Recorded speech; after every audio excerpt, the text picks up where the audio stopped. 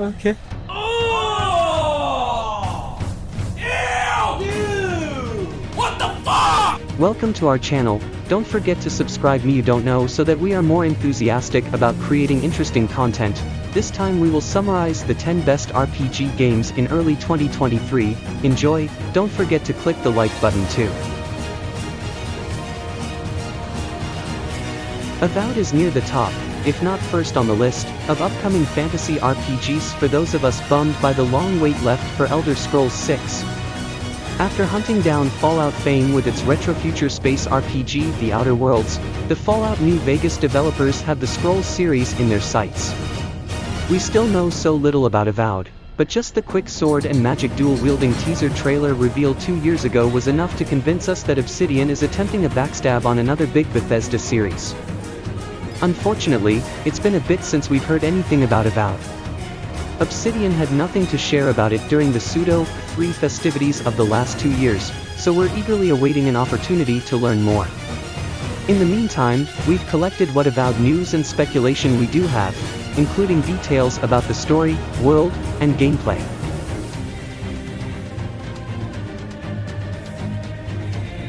Yes, the desert is crimson because it's covered in blood.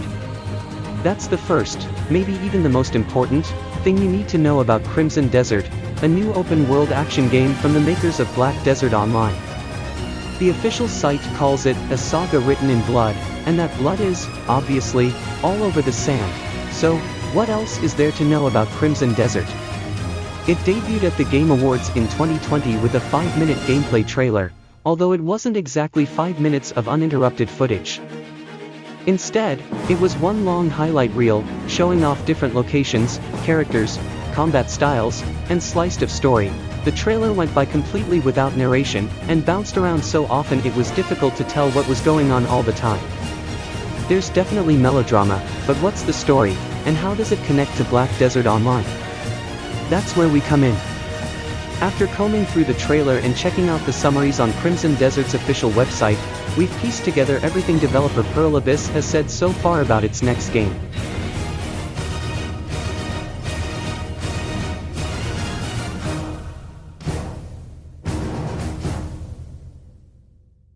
Forspoken is the debut adventure from developer Luminous Productions. Following the story of protagonist Fry Holland, the upcoming RPG sees you plucked from New York and hurtled into the fantasy land of Athia. With a team that includes developers who previously worked on Final Fantasy XV, writers from TV, films, and games were also brought on board to create the story of the adventure.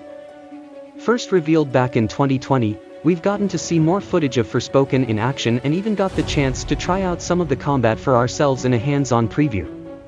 With a closer look at combat and traversal, we've seen how Forspoken will allow you to move around the landscapes using magical parkour and fight against enemies with a host of different spells and moves.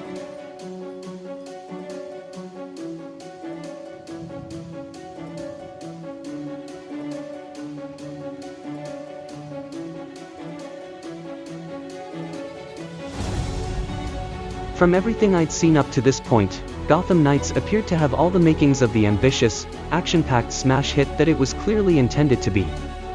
I mean, who wouldn't want a new, co-op-centric take on Rocksteady's spectacular Batman, Arkham games that's built for the current console generation?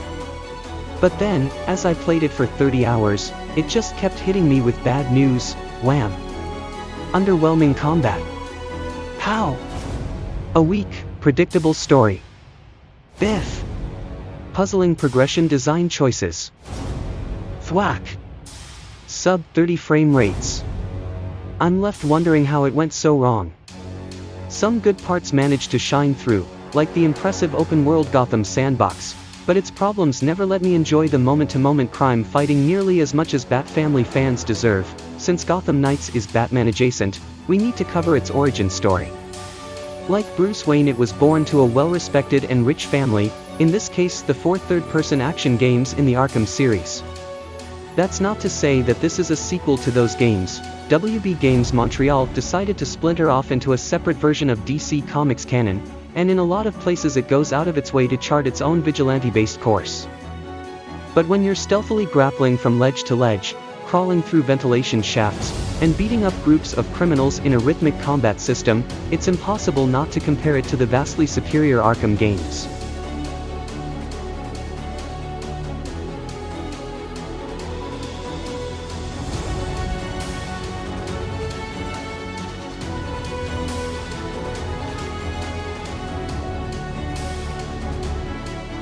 Amazing is the right word to describe what Avalanche is preparing with Hogwarts Legacy.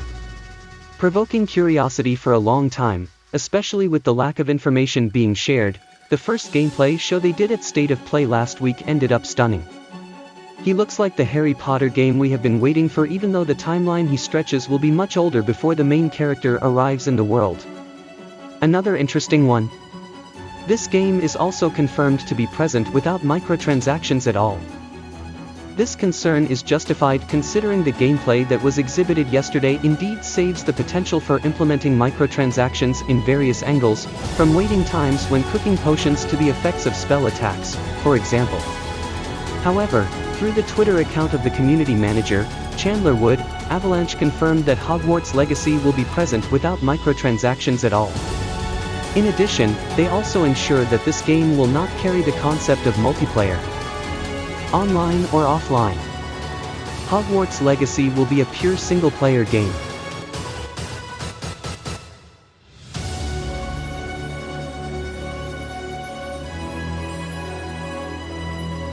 Project Eve, the extremely shiny-looking action game shown off last year from Korean studio Shift Up, has re-emerged at Sony's State of Play with a new title and release window. It's coming in 2023, and it's now called Stellar Blade. From a PS blog post, we get a little more info about Xian and the old man seen in the trailer, a town elder whose name is Orkel. While on her mission, Eve develops relationships with various people in Xian and helps rebuild the city, though whether or not to help the survivors is a choice left up to Eve. Interesting, when Project Eve was originally announced, it was said to be for Xbox and PC as well. But now, it's being touted as a PS5 exclusive.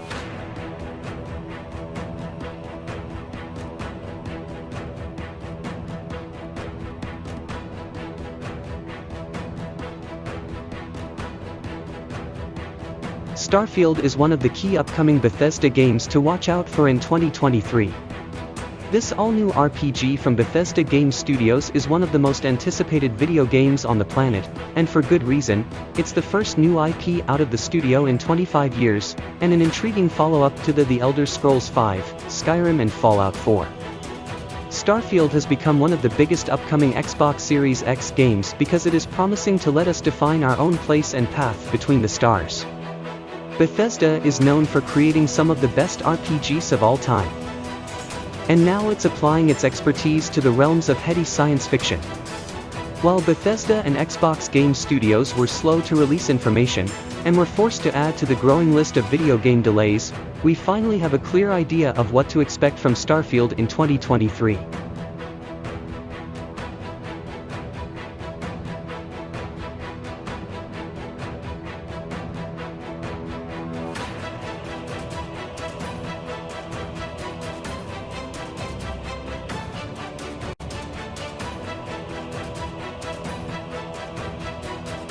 You know that one Souls-like game that is a decent enough take on the genre, but also has a bit of wonkiness that otherwise holds it back? Sorry, did you think I was talking about Lords of the Fallen, or maybe Mortal Shell? Or perhaps you thought I meant The Surge, Ashen, Vampire, or Remnant, from the Ashes, or even Thymesia from earlier this month? No, in this case I was referring to Steel Rising, a French Revolution-themed action RPG that's chock full of creepy robots, emotionally unstable aristocrats in powdered wigs, and death screens that tell you you're dead. The unfathomably weird setting is a delight, but simplistic combat and underwhelming boss fights end up making disappointing use of it. That means in the long list of recent serviceable Souls-likes with lots of rough edges, Steel Rising is, well, another one of those, set in a bizarre alternate history version of the French Revolution where Louis XVI has crushed his would-be usurpers using monstrous robots. You play as Aegis, a stoic dancing robot turned lone warrior who has to face the king's mechanical army. Everything about the setting is incredibly weird in the best possible way. All the robo-folk take design cues from old-school clockwork machines of the time period, you spend a lot of time hanging out with actual French revolutionaries like Lafayette and Robespierre, and Marie Antoinette herself serves as your boss and chief quest giver, which never stops feeling super strange, but I'm into it. The roughly 15-hour campaign tells a pretty predictable Down with the King story that has you turning increasingly dangerous metal machinations into scrap. But the peculiar setting and characters help make that journey mostly enjoyable.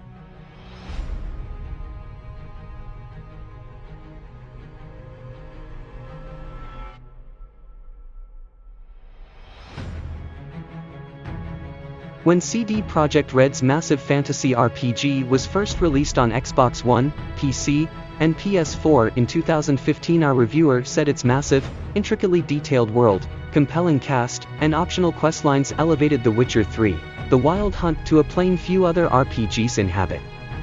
For years later, all of that content, along with its 16 free DLC packs and 2 of the best paid expansions in recent memory, has come to the Nintendo Switch. While it's definitely not the best way to experience all that The Witcher 3 has to offer, it's in many ways an impressive port of an amazing game that offers a more convenient way to digest its more than 150 hours. So long as you keep it in handheld mode, The Witcher 3 is such a demanding game that even in handheld mode it has to run at a mere 540p instead of the Switch screen's native 720p. But that's rarely a distraction from the dense woods, cobbled streets, and snowy mountains of Vilen, Novigrad, and Skellige, plus the insanely colorful fields and hills of the Blood and Wine expansions to Toussaint. While certain sacrifices, such as decreased draw distance and lower quality textures, aren't imperceptible on the small screen, and are more visible in certain areas than others, they do little to degrade the experience in a meaningful way.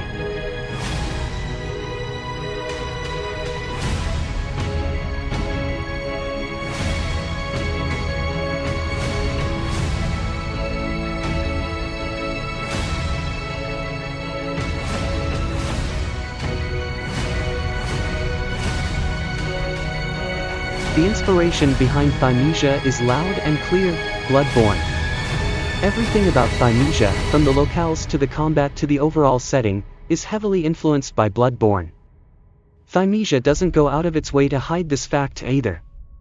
It leans fully into its mimicked settings while still finding ways to put unique twists on them, hoping to rouse the player's nostalgia to the game's benefit. In a way, this works for Thymesia because it's not pretending it's original, meaning players in love with Bloodborne will find a lot to enjoy in this title. Thymesia treads familiar ground and delivers a good Souls-like experience. But unfortunately, the game doesn't step outside Bloodborne's shadow, leaving it plagued with the same issues that weigh down many Souls-like games.